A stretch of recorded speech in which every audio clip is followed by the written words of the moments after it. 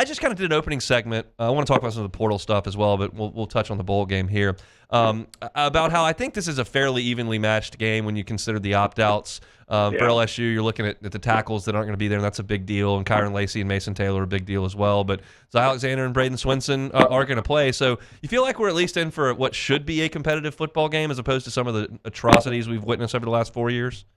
Yeah, and I mean, look, we're never going to forget that 2021 bowl game where Jontre Kirkland was taking quarterback snaps.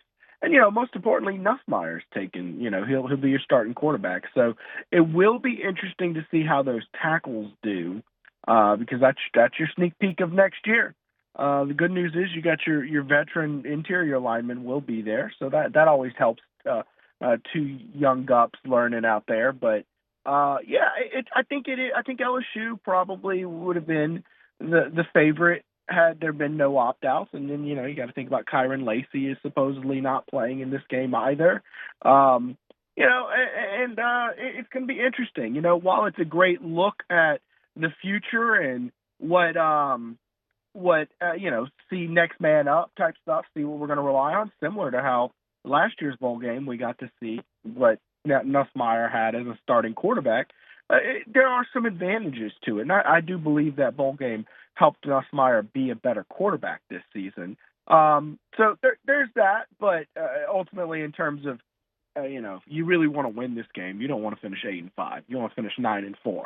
I mean, it does stink for that. I think they are pretty closely matched, and I think that just depending on how those two tackles adapt, LSU might be overmatched if those guys can't keep Nussmeier on his feet. So it's just a lot of question marks in my opinion.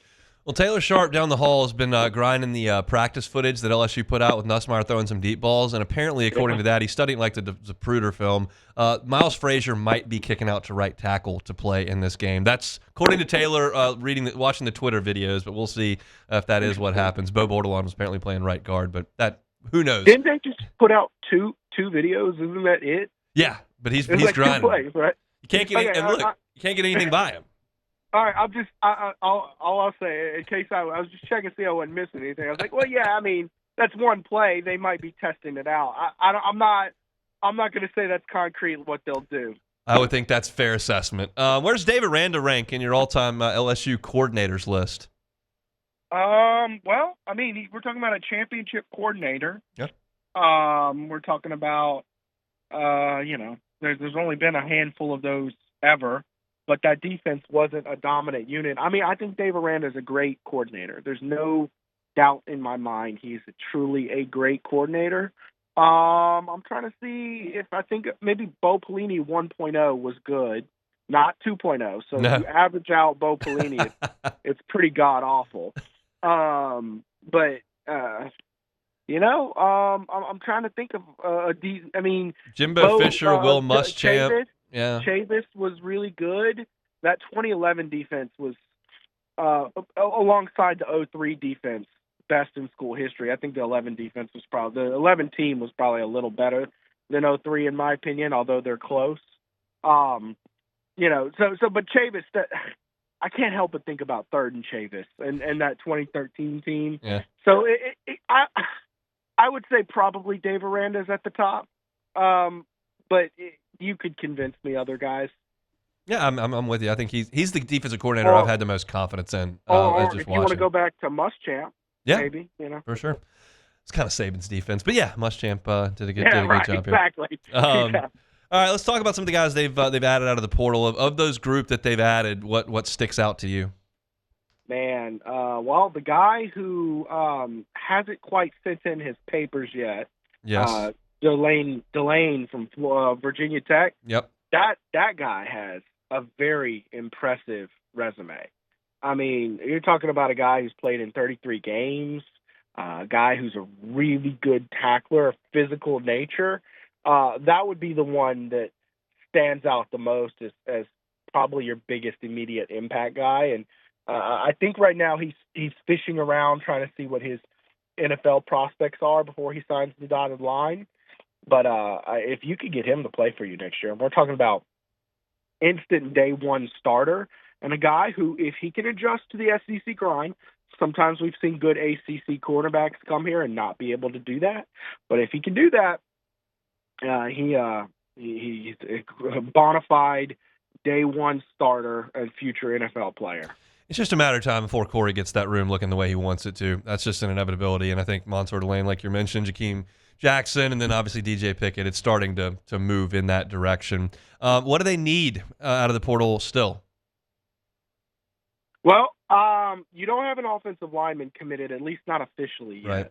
I think there's a lot of buzz about Braylon Moore, the center from Virginia Tech, coming in, and I think that would help. It would almost be like getting two linemen in, because you look at what DJ Chester is. The theory in play here is that Chester is playing out of position. Despite being a highly ranked player, he hasn't performed well at center. And the theory is that by kicking him out to guard, you are creating a two good linemen with one player, yeah. Right? So that would be big. And I thought LSU was going to go after 3 to 4 when this portal period opened, but with talking to people, it sounds like 2 might be the number. Of course, they're going to wait and see who's in there, because Brad Davis has done his evaluations of the portal. They're not looking to take a body just as a depth piece. They're looking for instant impact starters, and he didn't particularly like most of what he saw out there. So I think that they are taking their time. They understand there will be a spring window. They understand there will be more coaching changes. They understand there's a 5-day window after each team's playoff season ends. There's a 5-day window to enter the portal after that, and there's a 30-day window after a coach leaves, the head coach leaves. So there's a lot of opportunities to get more players down the road, and I don't think that they're looking to just take anybody right now just to take them, because they have players. They are bringing in 5 offensive linemen from this freshman class. They do have returning guys, Weston Davis, Tyree Adams, think of those guys. They do have players, right? It's just about whether or not they are SEC ready day one. And that's what you need, because you got 4 guys you're replacing one way or another. So O-line, tight end is actually quietly a big concern, but you just need one, right? Because, you're essentially down to Trey'Dez Green, transfer guy they just brought in from Oklahoma, and J.D. LaFleur is a true freshman who is a freshman who needs to develop. I don't think he's the kind of freshman prospect who's like, all right, he's got the stuff day one, put him in. I think he needs some time in the weight room and to develop, so you really need a third game-ready tight end. So keep an eye on that. If Delane decommits, then all of a sudden I'll argue you need a corner and safeties. I think you need 2 safeties as well. Shopping season almost never ends, it seems like. LSU will be all over that. What, your thoughts on the wide receiver room that they've kind of overhauled here with 3 portal commitments? Man, that was your biggest need coming into this, actually. In fact, I remember talking with Scarborough on our postgame show, just, man, how bad the receiver room was looking for next year, given, the receiving room needed some improvements this year, and they're losing multiple guys with C.J. Daniels and Kyron Lacey leaving. So you needed to address that with the portal. Now all of a sudden you had Nick Anderson, who I believe is the number 1 portal wide receiver, if I'm not mistaken, who put up really good numbers in an anemic OU offense. Whenever I see numbers for a guy like that, but they played in an offense like OU's this year, I kind of want to add a multiplier to it. Like, okay, we need to account for how few opportunities the offense gave him the opportunity. And then Barry Brown from Kentucky. Same thing. Yeah, well, yes, very similar setup for him, actually. But you see the athleticism. It's one of those things, a lot of these guys, the numbers won't pop out to you too much, but the film will. That's what I love about this portal class, okay? A lot of these guys have film that pop out. Barry Brown is a freak athletically, and it shows on film. By the way, same story for the quarterback they're taking out of Mississippi State. Yeah. Okay, 11 touchdowns, 7 interceptions. I get it. True freshman, completed 56% of his balls. I get why you'd be a little like, all right, he's okay. First off, that's a true freshman playing in a disaster situation at Mississippi State on their 3rd coach in 3 years, okay, who got thrown into the fire. Of course he went 0-8. Okay, but watch the film. Go watch the Georgia film. Look at the throws he's making. You're telling me that in a quarterback development system like what LSU has been building over the last few years, that he can't develop and become something pretty special? He'll certainly compete with Hurley, I'll tell you that much. So a lot of what I love about this class is just the film of these portal guys. You got a favorite playoff matchup of the next 2 days? Well, I think that the kind of I think Ohio State, Tennessee is the fun one, but man, I'll tell you what, I'm getting an itch to watch Notre Dame, Indiana in snow. You know, I don't know if you saw the pictures of the stadium. I did. This morning. Oh my God, I did.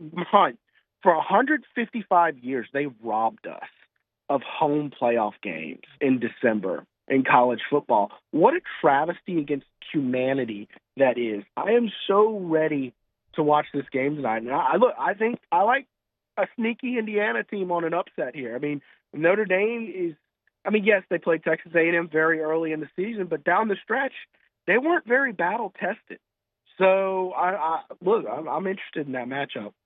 Those Texas boys got to head to Happy Valley too. It's not going to be warm inside at Penn State for SMU, so I'm curious to watch how they respond to that. I just have in my head LSU going up to Michigan or something when it's like 9 degrees.